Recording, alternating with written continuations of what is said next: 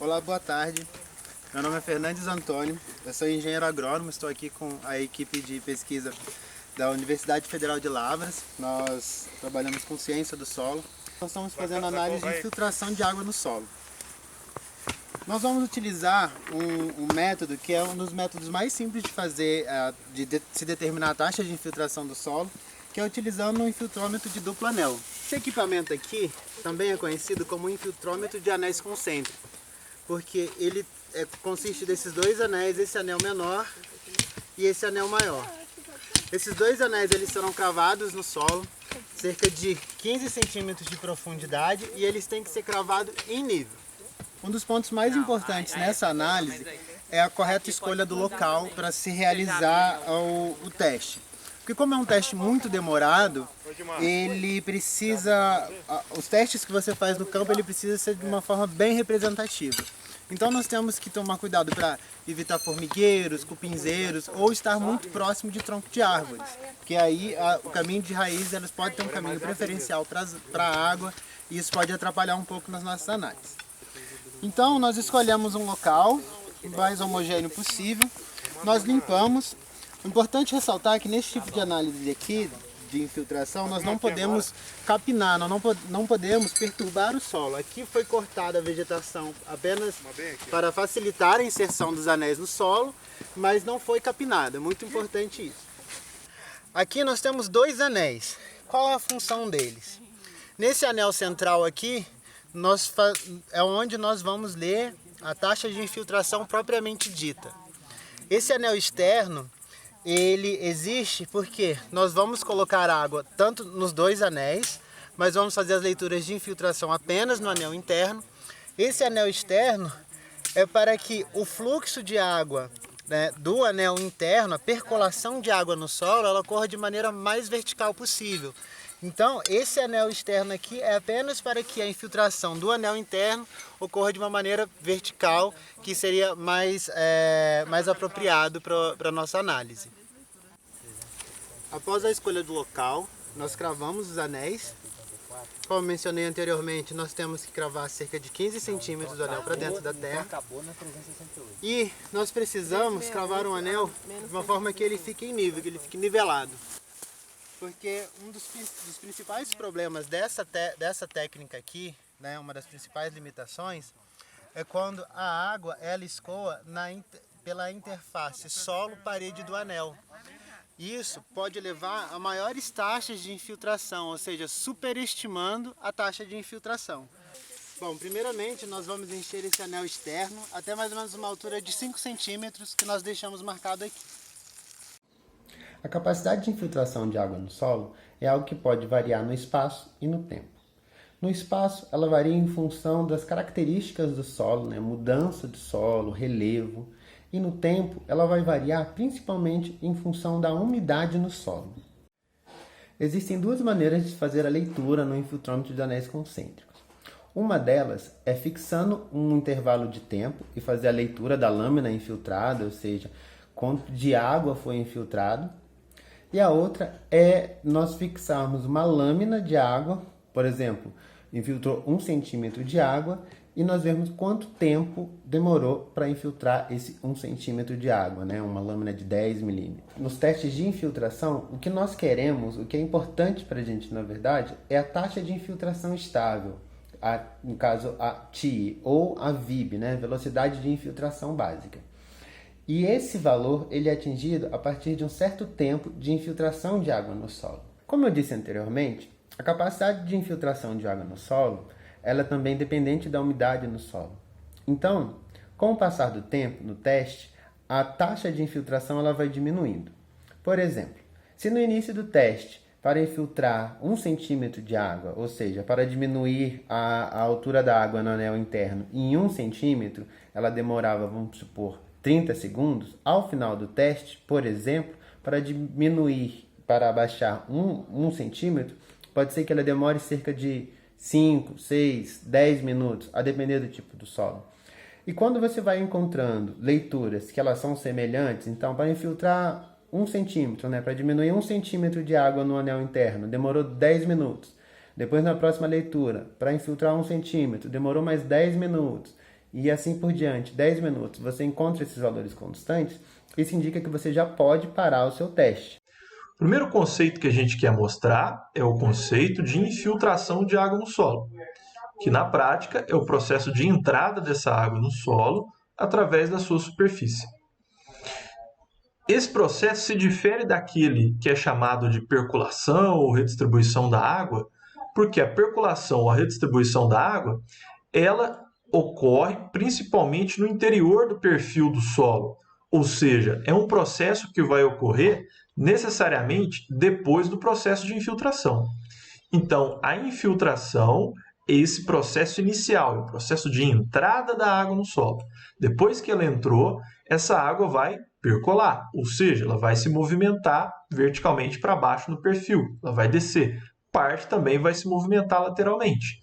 Esse movimento e toda essa dinâmica que ocorre no interior do perfil do solo é chamado de percolação ou de redistribuição de água, que é até o termo mais correto, que é o que a gente vai tratar aqui ao longo das nossas aulas, ok? Bom, então, ainda estudando agora em detalhes infiltração de água no solo, a gente pode remover aqui, né, ou podemos encontrar 3 conceitos a partir do tema de infiltração de água. O primeiro deles é a taxa de infiltração, também conhecida como velocidade de infiltração ou infiltrabilidade, representado aí por VI, I em função de T ou simplesmente F. Depende do livro, do material que vocês forem consultar. Ok? Velocidade não é um termo muito adequado. O termo mais correto é sim taxa de infiltração ou infiltrabilidade. Ok? Bom, o que vem a ser então essa taxa de infiltração? É o volume de água que é movimentado por unidade de área e por tempo. Se vocês lembrarem da aula anterior, vocês vão lembrar que esse é o conceito de fluxo. Fluxo é um volume de água por uma determinada seção, representada por uma área, num determinado tempo. Então, infiltração nada mais é do que a grandeza fluxo. Só que, como a gente viu anteriormente, é o fluxo de água que está entrando no solo. Ok? Bom, outro conceito interessante é o conceito de taxa de infiltração estável ou taxa de infiltração final, ou também conhecido como velocidade de infiltração básica, a VIB. Aí a gente precisa dar uma olhada nesse gráfico. Esse gráfico está representando o quê? No eixo X a gente tem o tempo avançando aqui, pode ser em horas, por exemplo, ou centímetros, ou dias. E aqui no eixo Y a gente tem a I em função de T, ou seja, a nossa taxa de infiltração. Percebam que inicialmente essa taxa de infiltração ela é maior e com o tempo vai passando, ela vai diminuindo, né? E ela tende, quando o tempo tende ao infinito, essa infiltração tende justamente para a condutividade hidráulica saturada, ou condutividade hidráulica do solo saturado. Quer dizer o quê? Se a gente performar um teste de infiltração, quando essa taxa de infiltração ficar mais ou menos constante, certo? Esse valor mais ou menos constante, que é chamado aí de taxa de infiltração estável, ou VIB, ele tende para ser equivalente à condutividade hidráulica do solo saturado. Ok? Mais à frente a gente vai voltar nesse assunto também. E o que vem a ser infiltração acumulada? A infiltração acumulada nada mais é do que a quantidade de água infiltrada durante um determinado tempo. Então a gente representa isso como uma lâmina, que normalmente é dada em milímetros ou litros por metro quadrado, ou também em centímetros. Então essa é a curva da infiltração acumulada. Então vejam que ela vai aumentando, porque vai cada vez mais, né, a taxa de infiltração, que é essa velocidade com que a água vai permeando o solo, ela vai estabilizando porque o solo vai acumulando água, né? Matematicamente, essa taxa de infiltração nada mais é do que a derivada dessa curva de infiltração acumulada, como eu também vou mostrar para vocês. Aqui as duas plotadas em um gráfico só, né, onde que a gente pode ver a taxa de infiltração, que vai decaindo com o tempo até atingir a estabilidade, e aqui a infiltração acumulada, que vai acumulando, obviamente vai aumentando, né, tendendo a valores cada vez maiores, um incremento é maior no início e depois ela continua aumentando, porque continua infiltrando água no solo, mas com uma taxa máxima, que é a condutividade hidráulica do solo saturado, onde que todos os poros estão preenchidos por água. Bom, qual que é a importância e as aplicações desse conceito de infiltração de água no solo? Ele tem tudo a ver com o crescimento de plantas, obviamente, porque é por meio desse processo de infiltração que a água vai ser armazenada no solo, como a gente vai ver mais adiante. Então, é a partir daí que a planta vai utilizar essa água, aí que vai acontecer a umidade do solo, que a gente também vai comentar mais adiante. É importante para a recarga de água, né, para manutenção de rios durante as estiagens. E esse é o processo físico que mostra como que a água penetra no solo, depois vai ocorrer a redistribuição, que a gente vai falar mais adiante, e a partir daí, então, a gente vai ter recarga de aquíferos, né? É importante notar também que esse excesso de água que não vai infiltrar é o que aumenta o escoamento superficial ou runoff, que é o que causa a erosão hídrica acelerada. Então é importante a gente mostrar isso até graficamente. Bom, olhando para esse gráfico que tem aqui a taxa de infiltração, aqui a unidade está em centímetros por dia, poderia ser milímetros por hora, como no gráfico anterior, né? E aqui a gente tem o tempo. Percebam que eu tenho uma outra informação nesse gráfico, né? Aqui eu tenho a curva da taxa de infiltração ou infiltrabilidade e eu tenho aqui também um valor fixo mostrando a taxa de infiltração da chuva.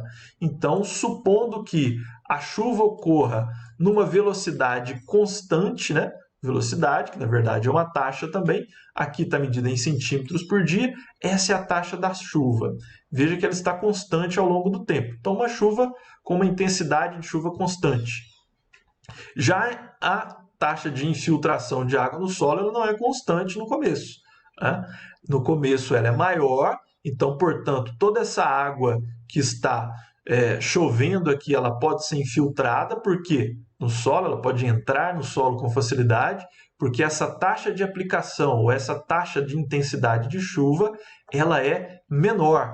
A velocidade com que a chuva está ocorrendo é menor com que a capacidade que o solo tem de receber essa água. A partir desse momento aqui no gráfico, o que vai ocorrer? A taxa de infiltração do solo ela diminui, mas a taxa da chuva continua constante. Logo, toda essa área que está achorada aqui, ela não vai conseguir, né? Ela vai representar uma água que não conseguiu penetrar no solo, que não conseguiu infiltrar.